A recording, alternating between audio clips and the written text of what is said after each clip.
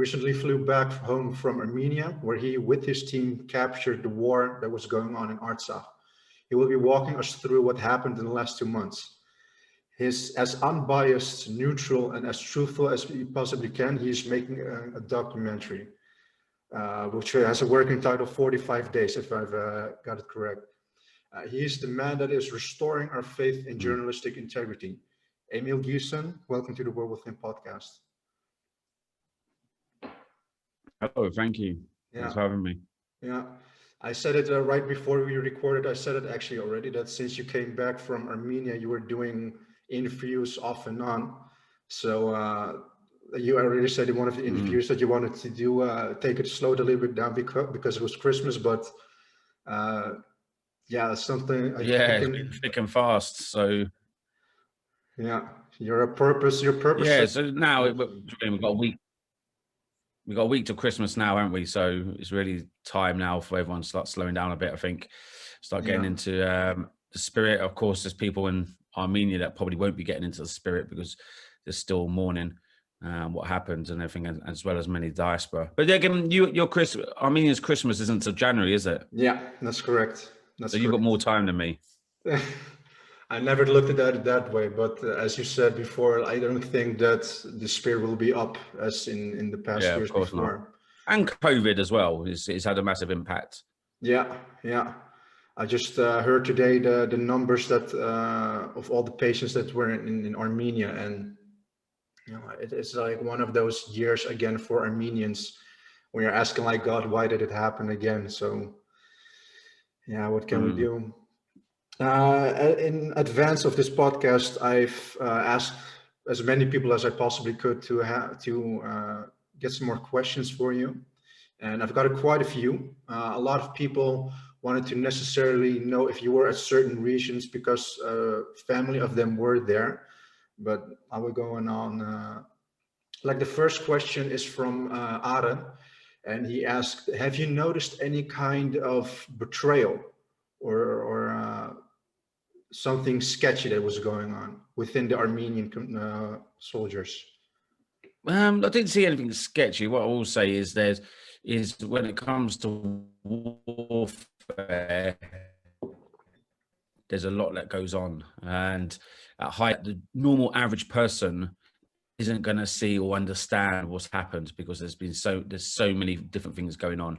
Not only that, there's so many external pressures as well, geopolitically pressures that have come in from countries such as Iran, from NATO countries, and from Russia and such. So really, when people, there's a lot of conspiracy theories, a lot of people, it's very easy to come up with a rumor, and Armenians love a rumor. They love sharing a rumor that their cousins told them in the supermarket.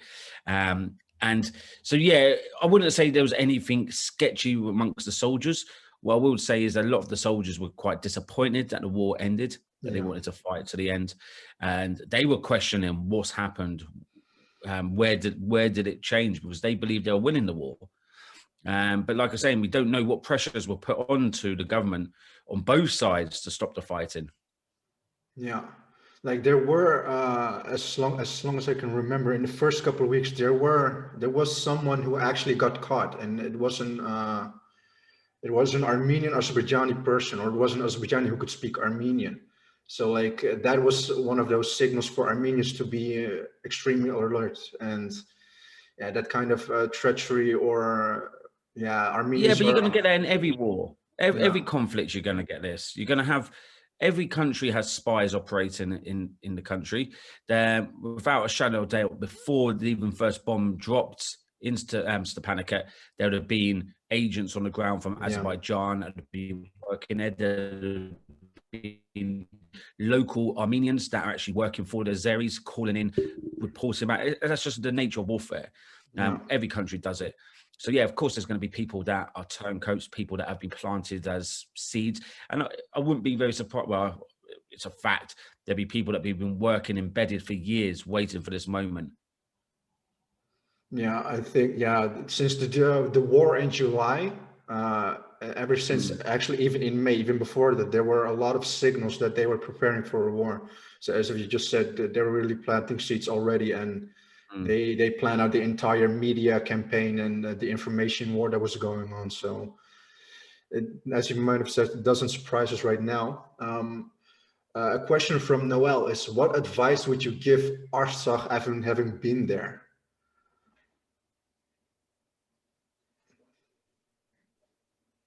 It's a very broad question in and of Sorry, you broke itself. up there. Say that one again. No problem. Noel asks: what Sorry, you broke advice? up there, mate. Sure. What advice would you give Artsakh after having been there? Oh, what would I give? Yeah. What advice would I give them? Yeah. That's a tough question. That one is they. In the day, there's territories that are now lost, that are now under Azerbaijan control. Thousands of people have left their homes, displaced. The Russians are there, taking up, watching the Lachin corridor and areas to the north and to the east.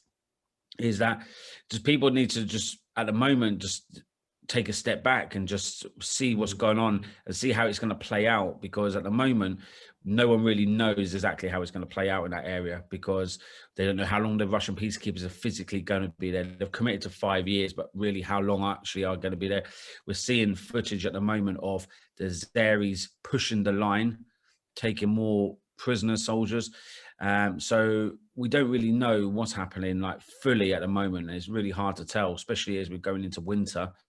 It's a tough time. So what I'd say to people there is just, I mean, a lot of people have got to rebuild their lives because their lives are ruined. They've been living in this territory for years and now they're having to give it up and leave. And I think that, especially at this time of year, is terrible. So really, I don't know what advice I'd give, because it's not really my place as a Brit to give people advice in their own country as such. But what I would say is that I think diaspora needs to start playing a bigger part.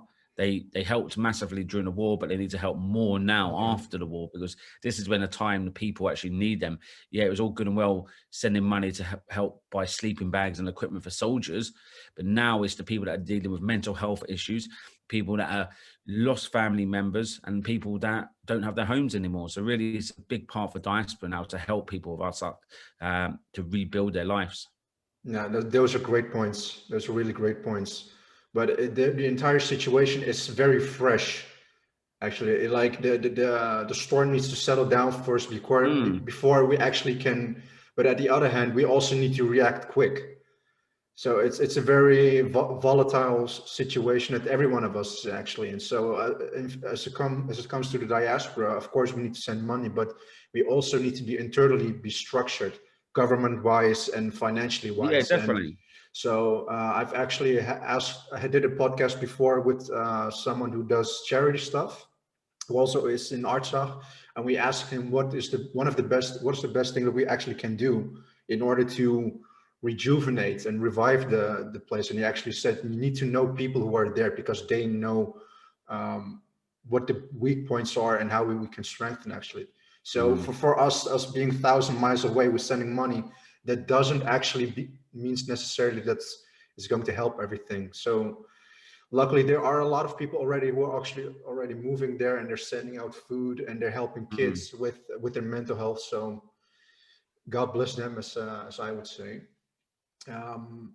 Jonna asked a personal question. Have you been to Martuni? Yeah, so Martuni, I was in Martuni at the end of the war. And if people have been following my Instagram story, they'll have seen the old man who was killed, who we had lunch with, and I forget, and he went over. So I went on a little shopping trip with him. I done a little story, quite a funny story with him. I've seen it. Yeah, that was in Martuni area. So yeah, I have been to Martuni. The Russians were there. There's a checkpoint of Russians there in that region, but Martuni is now split into two. You've got Martuni 1 and Martuni 2, where you've got Azeris and then you've got Armenians on one side. So it's quite a split place. So it's like you're saying, it's quite turbulent in the sense that people are physically still there, Armenian side, and they're looking at the houses that were their houses and now the occupation by Azeris. So yeah. How did she actually come to meet Ararat?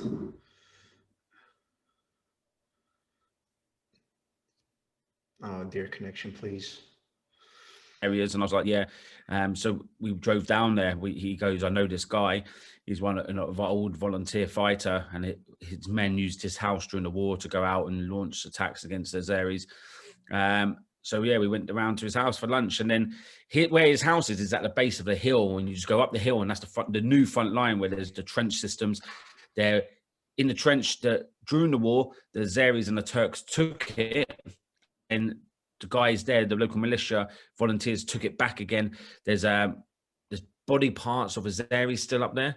A couple of days before I got there, the Red Cross went down to pick up as many bodies as they could. But even in the trench system, there was still a body of an Azeri soldier still in there, which is now occupied by Armenian soldiers. And in the distance, you can see the other line is only like 400, 500 meters away. And you've got the Azeris now in their trenches, and they're both looking at one another across the line, across no man's land as such.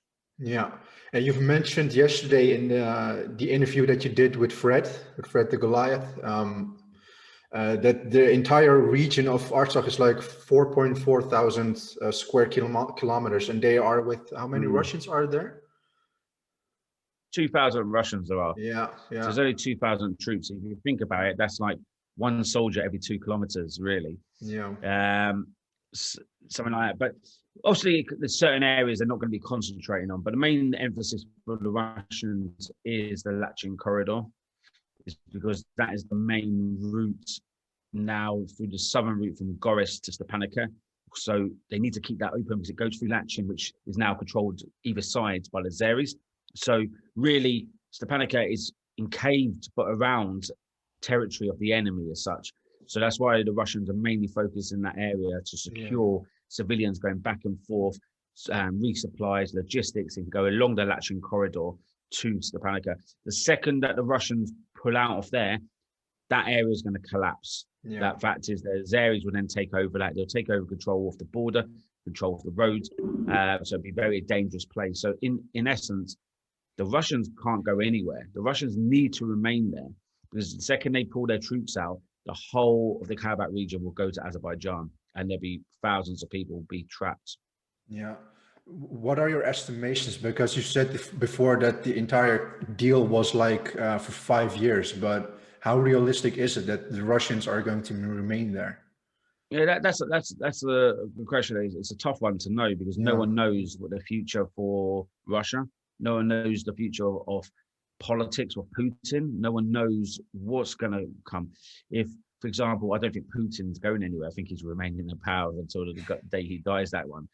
But imagine there was a change of leadership and they changed the role, or just imagine there's a deal between, just say there's an issue going on elsewhere in the world, and then Erdogan says to Putin, yeah, we're happy to help you, we'll do this for you. However, on terms of condition that you pull your troops out after 3 years and allow us to take over. You don't know. Politics is a very dirty game. Yeah. At the expense of human beings and their lives. So no one really knows, but I think end of the day, Russia is one of the big boys on the playground. You don't mess with the big boys on the playground, simple as. And at the moment, he's committed to 5 years. Why would you commit to 5 years and then pull out after 5 years when you've got influence in the region? You can now build new military bases. So it's important for Russia to keep troops there as long as they physically can. But then you don't know how that's going to play out with Armenia and Azerbaijan and Turkey in the long term. Things do change. God forbid. Yeah, because that's almost the entire reason why they attacked this particular year is because the entire world was busy with their own stuff. And exactly this is the exact same thing 100 years ago with the Armenian genocide. The entire world was in a war. So every time something happens globally, they seek their chance to do whatever it is to what they like to Armenians. So what that means in the future, but Erdogan's been very busy over the last few years since the military coup in 2017. In 2016, he's become more powerful. I thought it was 16, was it? I think 16, yeah. 17? We have to Google that. Yeah. Yeah. So after the military coup there, he's become more powerful. He's got more control because he's shut down his opposition. Because after a military coup, people that are dangerous to you, you close them down. You get rid of all your enemies. It's a perfect excuse to have a cleanse of all those that can stand against you. And so since then, his foreign policy has got a lot more aggressive. He's become a lot more expansive on the Ottomans, the new neo-Ottoman Empire. For example, we've seen it in Syria. Even the irony of Operation Olive Branch in northern Syria, to have that buffer zone where he pushed troops into northern Syria, Olive Branch being a symbol of peace, but he's going in militarily hard to fight the Kurds and try to cleanse that area of Kurds. And we saw it in areas like Afrin in northern Syria, where he used the Turkish Free Syrian Army, who are all jihadists, they're extremists, they're enemies of Syria, enemies of any Western nation, and he was using them to go forward and fight against the Kurds. And so he's definitely a sponsor of terrorism. There's no doubt about that. When I was filming out in Kurdistan, I was seeing lorries going from Mosul and from Raqqa into Turkey, oil trucks and everything else. They weren't doing anything to directly stop Islamic State. They were turning a blind eye. They allowed them to cross the borders.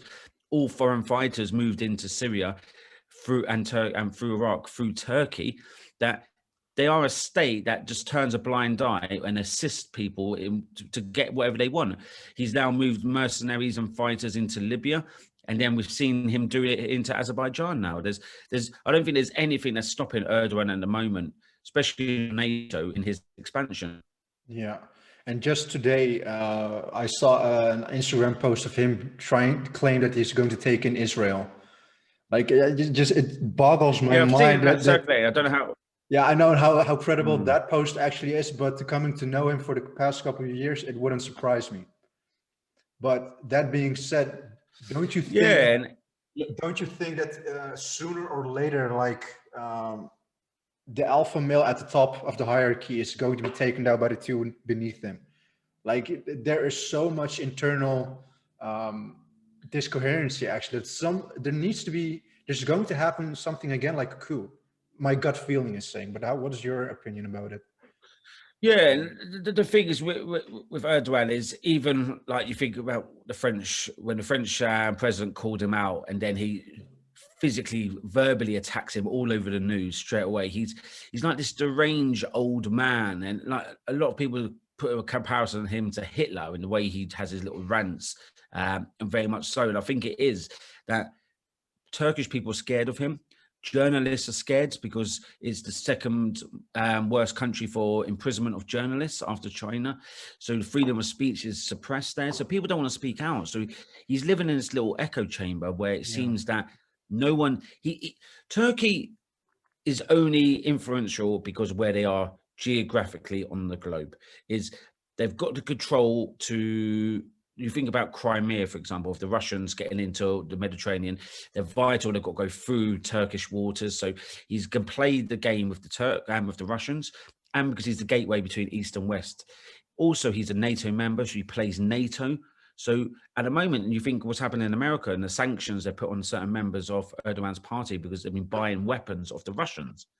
A NATO country buying weapons of Russia is a no-no. It's like, well, we're NATO.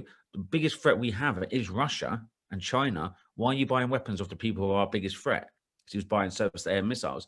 And that's the audacity of the guy, is that I'm not saying, sitting here as a filmmaker, saying, oh, he should or shouldn't buy off countries. But really, if you look into the politics of it, he doesn't have any, like, responsibility. He doesn't hold himself accountable to anyone because he thinks Turkey is a law to itself.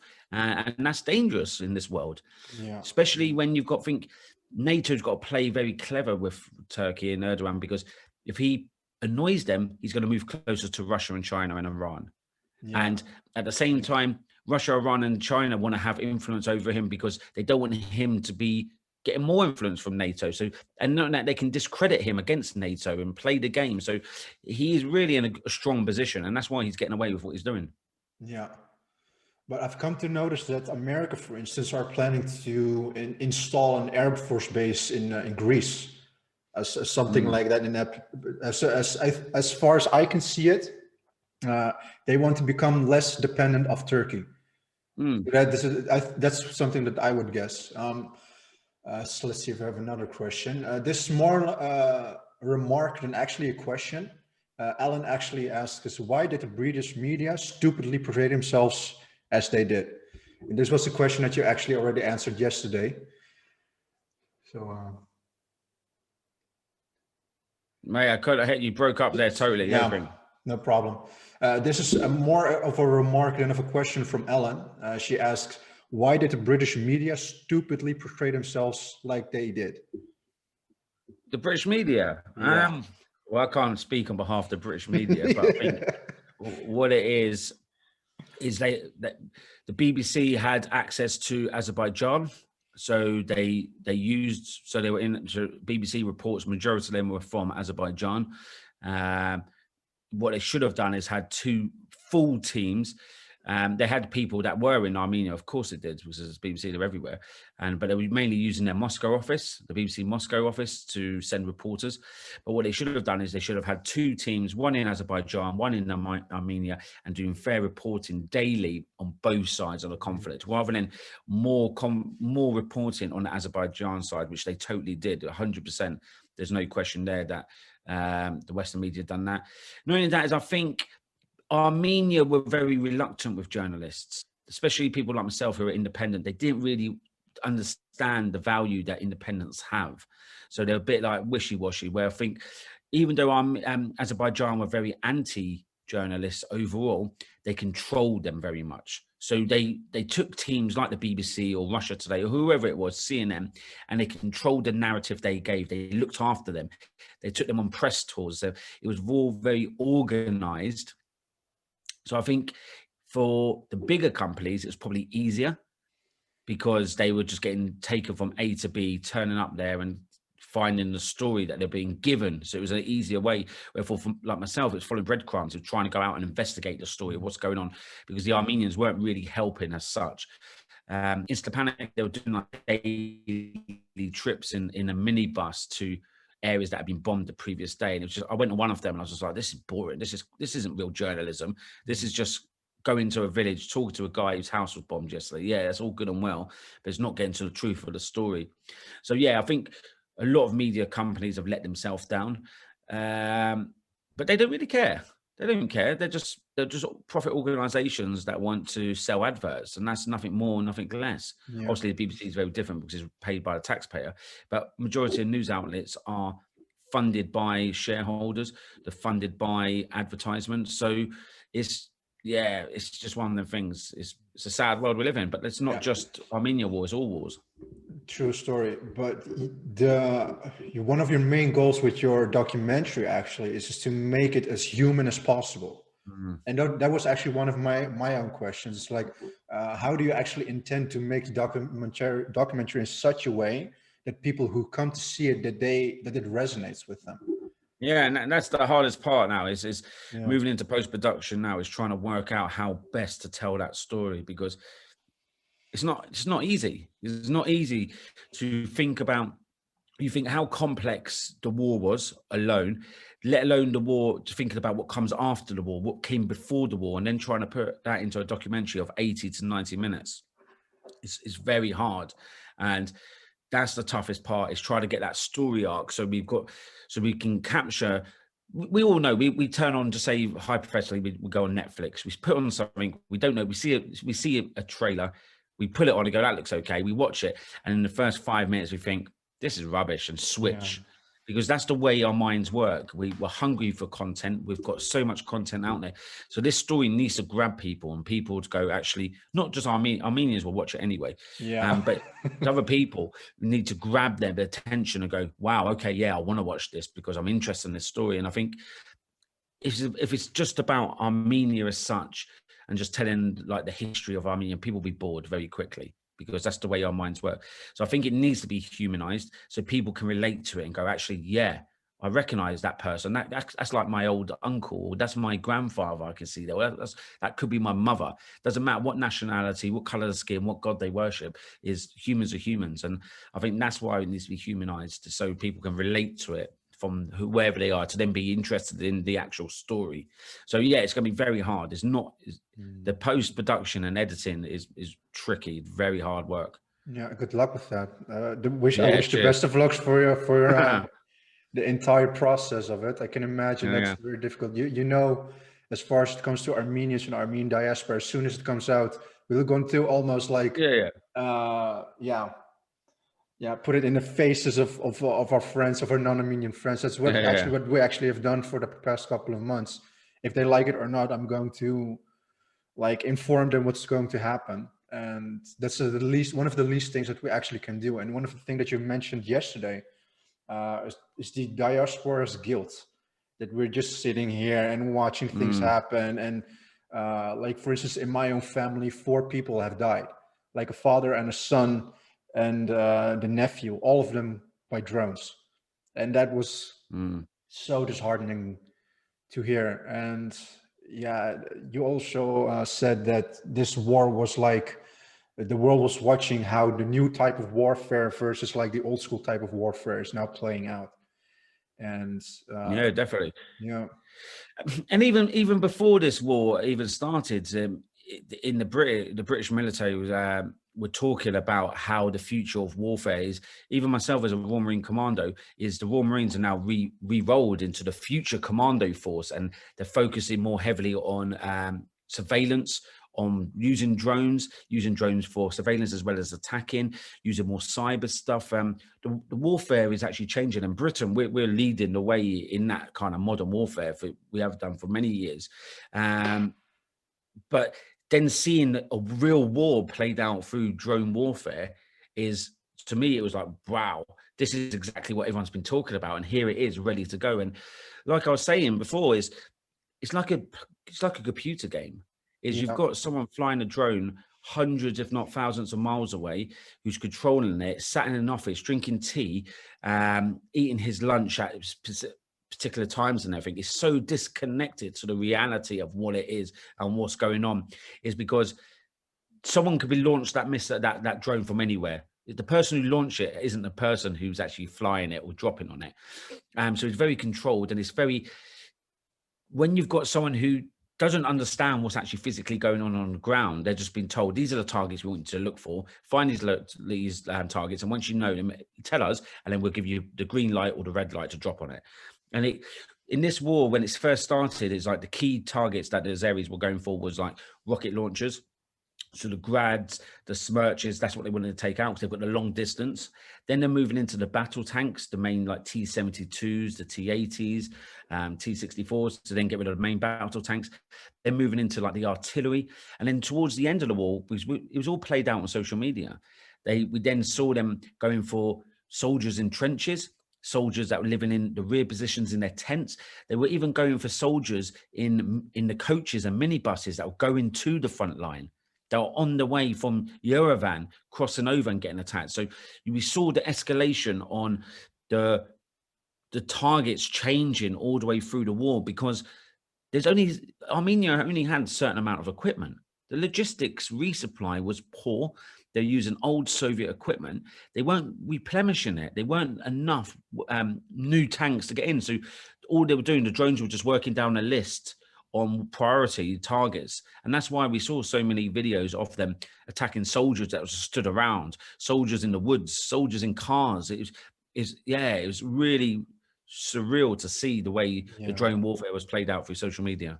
Yeah, it was very disheartening to hear. Like, I was in a WhatsApp group chat with a couple of people, and one of them, his family had inside information for what was going on in the war. And by the exact detail of what we heard, like what happened when the drones attacked and where they came from, like then actually it synced in. The psychological part of this drone type of warfare. And one of the I hate to say it, actually this is my subjective personal opinion, but I do think that as one of the leaders of Armenia needs to be someone who is really familiar with warfare. Like, it is what it is. Like, for the past 30 years, Armenia has peace. We had singers, we had actors, we had stuff like that, but we still need to have that backbone. And the spirit of the Armenians was something that you praised yesterday, which is very glad to hear. it's something different, that it's your own home that you need to defend and your own people that you need to defend. And you actually Mm. also answered one of my other questions. Like Diana asked, for instance, was there enough food and equipment for the soldiers? Like there was in the news that for a long time they were lacking essential stuff, but then that wasn't the case. Have you come to notice anything about that? No, I'd say they were lacking a lot of stuff. Really, as a soldier, you can work off the basics of like rations, food, and stuff. But there was like a massive shortage of sleeping bags, warm equipment, clothing. And the reason this is because the martial law was implemented. So thousands of men who weren't supposed to be in the army now all of a sudden become soldiers. They're sent to the front line, that there isn't enough equipment for them all.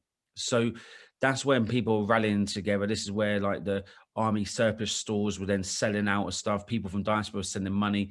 People were going out and buying it and giving it direct to the soldiers. People were making stuff as quick as they can. Because, thousands of men were mobilized to go to war. Food-wise, there was limited food because supplies weren't getting in to the Karabakh region because the roads were so dangerous, because the drones and also the movement of troops as well. So there was definitely a lack of stuff and equipment, but more so there was a lack of actual expertise, actual professional soldiers. And I think that's the biggest issue they had, is they didn't have. Armenia is a small country with small population, so it's got a small army. They just weren't ready for it. Their equipment wasn't ready, and that's why I think it's a massive failure of the government, is that they should have, for years, they should have been investing money into the military. Yeah. They should have been investing into tactics, warfare, defense, because everyone must have known this was going to come someday. Everyone must have known that this was going to happen at some stage. And then Turkey saw the opportunity, like you mentioned earlier, with COVID, with the US elections. They just saw an opportunity and gone, everyone's busy here. Let's start moving now. And knowing that Azerbaijan were having domestic issues, that there was a lot of protests in the country, people weren't happy with the government. So all they did was deflect the attention on the government by deflecting it onto Armenia. The hatred, resentment. Don't throw stones at us. Let's throw stones at the other person over there that doesn't like all of us. And before you know it, he's now become the Azerbaijan president's now become a hero. He's won a war. His popularity is probably the highest it's ever been. And that's the way it works for countries, is if politicians are failing or leaders are failing, start a war. And if you win it, you're the best thing ever, because you brought some national pride to the country. So it was this moment was planned for a very long time, and Armenia was caught off guard because they just weren't ready. They didn't have the equipment, didn't have the logistics, and they just didn't have the international support. Yeah, that's a very painful feedback point that you actually give of the military incompetency of the Armenian army in general. But do you have, like, for instance, a country like Israel, for instance, they have one of the most powerful armies that there actually are, as far as I know. So like, I am always pro peace. I'm like, never strike unless you have been striking. But as a kind of landlocked country that we actually are, like, this is our existence all the way through, as far as I know. And that's what a lot of people say. A lot of people say is Armenia should be the Christian Israel, in a sense that Israel's a small nation as well, but it's been mobilizing its military very aggressively over the years. It's spent massive amount of money in arms and in defense. It's building allies around the world.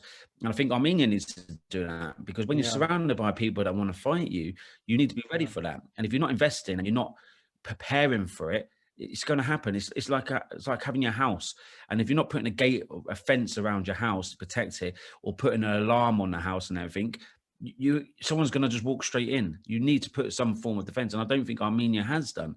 And I think, is it because the government were more reliant on Russia, that they thought, oh, it never happened because Russia's our friend, or did they think, or they just felt we couldn't go to the West, we can't go towards Europe because Russia won't allow it? It's a hard one. Yeah, especially the elderly Armenians in my close circle, they said it when they were in the army, when they were younger.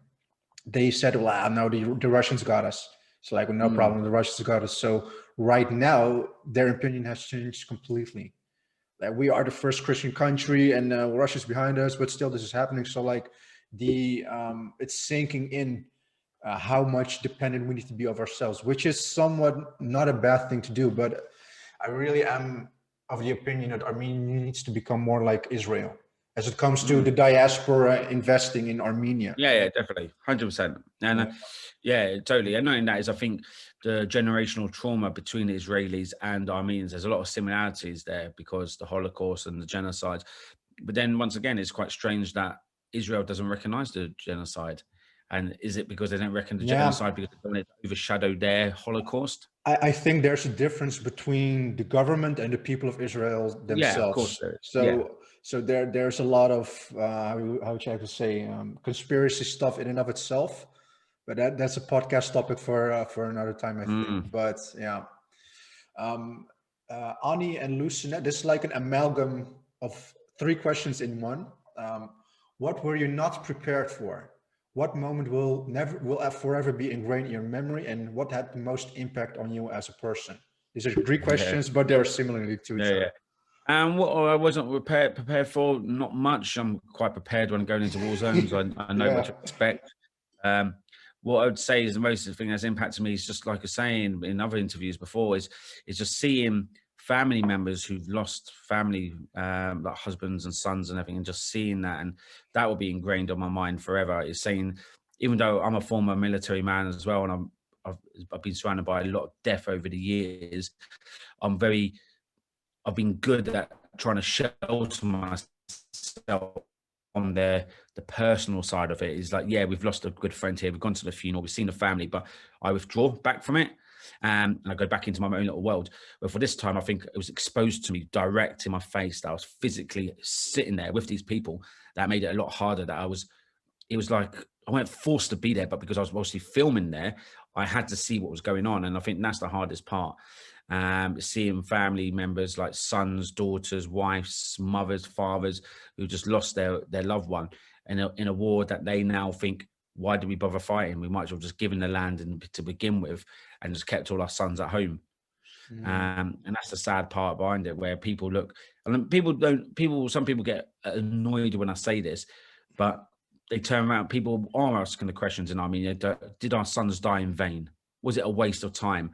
And yeah, we have it the same in the UK, where a lot of people I know go, did my son die in vain fighting in Afghanistan and Iraq? Was it what was it worth? Unless there's a victory at the end, it was never going to be worth anything. The losing side will always question, was it worth it? The Germans in 1918, after the war in 1945, probably asked, was it worth it? What did we achieve? Nothing. We tried, but we failed. But then you think about the Brits and Americans and the French, probably in the Second World War, go, of course our sons didn't die in vain because we stopped the aggressor. So I think it's very hard in Armenia now, because it's a bitter pill to swallow that it was a defeat, even though it's a peace agreement that was signed. You can sugarcoat it whatever way you want. It was a defeat. So yeah, just seeing the families who now their loved ones are never coming home, and it's just like, yeah, really emotional, and that's etched in my mind forever. And just seeing the soldiers and just the disappointment of the soldiers who fought, who many of them told me like their fathers fought and they won in the 90s. They fought in 2020 and lost, and it's like that guilt that they have to go home to their families and just say to them, well, we didn't do it. We didn't keep our lands. So yeah, it's a lot of emotional times which we're going to talk about in the documentary, and try, like you're saying, the human side of it, because there's so many moments out there that have changed the way I've seen this conflict, which is a total different conflict to any other I've seen before. That says a lot coming from you. Like before the question, before you answer the question, you're saying I've seen enough, but at the end of the question, you're saying that it's a whole another ball game. Yeah, definitely it was. Mainly because it was conventional. It was force on force, even though I saw that in Iraq when I was fighting in 2003. But it's still, the fact is, it's like I keep using, it's like the David and Goliath thing. It's this country that's got all this weaponry. It's got spent billions of dollars in weapons and in training. It's got the support of Turkey behind it. And then you've got Armenia, that young men are going to the front line who've never picked up a gun before, and 2 days later they're on the front line, probably holding the same rifle that their father used in the 90s. And I think that's the story here. Great point. Another question. What can we do collectively to hold Azeris and Turks accountable for the war crimes that they committed? Yeah, so a lot of people are asking about war crimes, and people need to take a step back. The war ended less than a month ago. What day ago? I don't even know what day ago now. So it's just over a month ago. The war ended now. Yeah.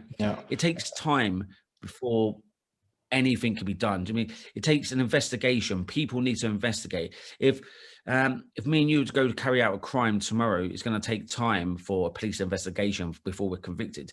And that's for just a little crime, let alone war crimes. It takes time. People need to be patient. And I think a lot of Armenians, especially diaspora, are pointing fingers and going, why is no one doing anything about this? And it's like, well, hold on. You don't know who's doing what about these kind of things. Yeah, these videos are circulating around the internet, but one, don't share them if you're that bad, if you think they're that bad. And two is give it time. After the Second World War, Nazis weren't all rounded up the day after and then hung for their war crimes. It took time. But the issue you've got is the Azeris are the ones who won the war to a certain degree. I'm not saying they won the war as such, but they're like they got more out of it than Armenia did. So holding them accountable is going to be a lot harder than holding the country who's carrying out war crimes and lost. It's a different kind of way of dealing it. But yeah, there are organizations that are trying to put things together and to hold people accountable for what happened. But it's not easy and it's not quick and it takes time. Yeah, I can imagine. Yeah, but you actually have to, like, all the stuff they put online, all the lies that they were portraying in their own media, for instance, like it's just as clear as day. Like the BBC interviewed Aliyev, for instance, and they were asking him, why did you bomb? You were there, for instance. You were, if I'm not mistaken, you were in Stepanakert, like in literally like a civilian area. Yeah. So it's But that interview with him, he just denied everything and just turned it around to be fake news. Everything's fake news, and it didn't happen. And then I done a post on Instagram actually where I posted the video of him being interviewed by the BBC saying we didn't bomb civilian targets, and then there's a picture I've taken of a house that's destroyed. So yeah, there's a lot. I think what it comes down to, it's the same as what we saw with Trump, is if you don't agree with the narrative or what people are saying, you just call it fake news. And that way you just discredit what they're saying because like you're telling lies. I'm not going to answer your question, which is a lie. Yeah, his whole head is fake news. The next one is from Haripsime, and no questions. I just wanted to thank you for everything you do. Thank you very much. So that's not another question. Let's see what we've got here. If you plan to do a barbecue in the future, are you going to use a hairdryer?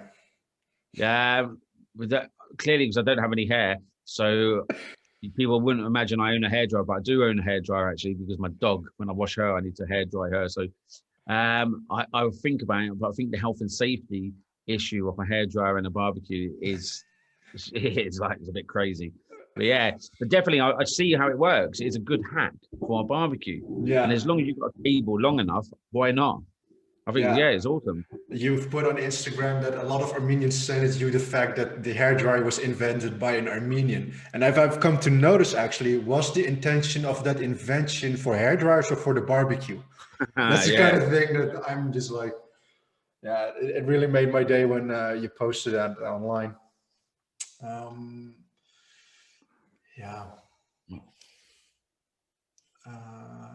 All the questions, all the major ones we actually answered.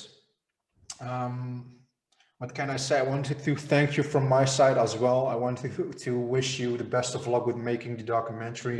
You already told that in January you wanted to at least have a trailer, and by April you wanted to officially release it. Yeah. So the way you're working at the moment is still a totally independent production at the moment. So we're still collecting funds, so people can go onto my Instagram, donate if they want to be part of it. We're still taking donations because funding for documentaries isn't cheap. There's a lot of money that gets pumped into it. So really at the moment it's still a fully independent.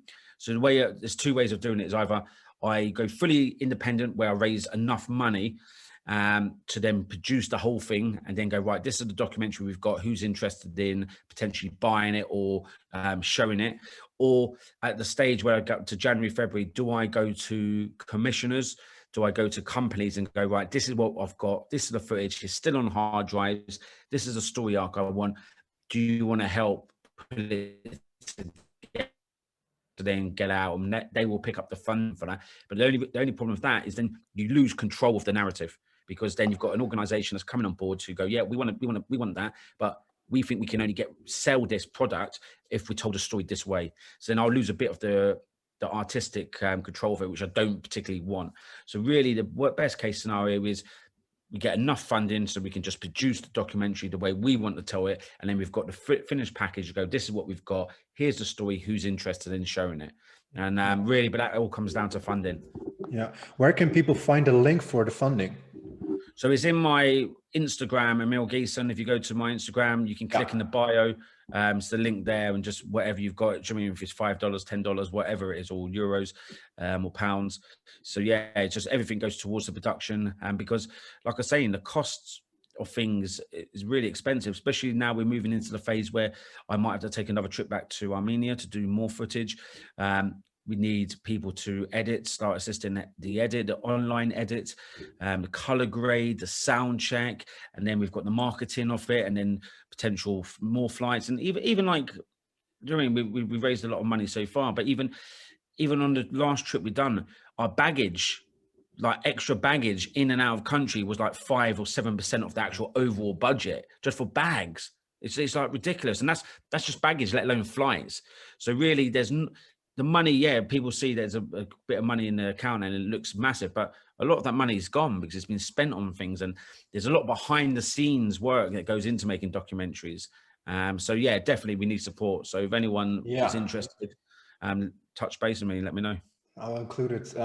There's a lot of content from you online, so I might ask a question which I self could find the answer to. Have you made a different type of documentaries? Like how experienced are you with making documentaries like this? Yeah, so I've done 2 featured documentaries that you can watch either on Amazon, depends on where you are, or you can watch it on YouTube. So I've made a feature documentary on volunteer fighters that fought against Islamic State. So I spent 2.5 years back and forth in Iraq and Syria, called Robin Hood Complex, the fight against the Islamic State. And it's focused on that was a totally independent documentary, again, fully funded by myself, on men that are fighting against Islamic State and what motivated them. It's a brilliant documentary and well worth watching. Yeah. And then the second feature film I've made is volunteer fighters that were fighting in Ukraine in the trenches against the Russian separatists, which is also called Robin Hood Complex, but is Europe's Forgotten War, Ukraine. And both of them are brilliant documentaries, both feature documentaries. Some people go, yeah, documentary, and they think about a 20, 30 minute, 40-minute documentary. I specialize in features, long documentaries that tell the story from a grassroots raw level. And I think that's an important story. It's not like a Vice quick 20 minutes on this is what it is, blah, blah, blah, blah. 20 minutes later, you're like, okay, yeah, I watched something. It was interesting for 20 minutes. This gets into the roots of things. It gets in there and tells people a true story and reflection on what's going on. So yeah, my previous work, probably best for it, depends on where your listeners are, but YouTube, Robin Hood Complex, there's 2 of them on there. I've seen some footage. If like the first time I've heard of you, I was like, all right, who's this guy? And I went to YouTube and saw some footage, obviously. I've also heard from you that a lot of Armenians wanted to involve themselves into the documentary, but the bad part would be that their names would be in the documentary. That would result into the fact it doesn't seem independent, which is a great thing from you to make it as unbiased as possible. Yeah, definitely. And of course, there's going to be names in the credits that are Armenians, because Armenians have worked on it, because it's a documentary in Armenia. If a documentary was made in Somalia, there'd be Somali names in there because it's just the nature of the business. But overall, I'm trying to resist. And that's why we need the funding. So if we have the funding, we don't have to go to people that can assist with funding, which could potentially be Armenians. And then people go, well, so it's an Armenian funded documentary rather than an independent funded documentary. Even though Armenians can donate, they're not giving money and saying, okay, we want a bit of control over it. So I think just to really is to keep it totally independent, to stop people trying to discredit. Well, people discredit anyway. People discredit me for my previous work before. Do you mean I've done loads of stories other than just this, and some stories have gone wrong and people try to discredit for it and try to bring it back years later and go, oh, well, you've done this story. And it's just like, get over yourself. Do you know what I mean? People will try to discredit you in any way possible. So, but really to keep it totally independent, that's where I'd ideal world, we've got the full funding, which we don't even know what the full funding is, because we've now lifted it to £70,000. But even that, I don't think will be enough to get it bang on the way it needs to be told. But even so, it's a benchmark, and it'll get us there somewhere. Is try to keep it totally independent, really, rather than actually having to beg, borrow, and steal to get people involved. But yeah, there's so many Armenians that want to be involved from the diaspora, and it's just trying to keep people at bay to go, okay, if you want to come involved, but do you know what I mean?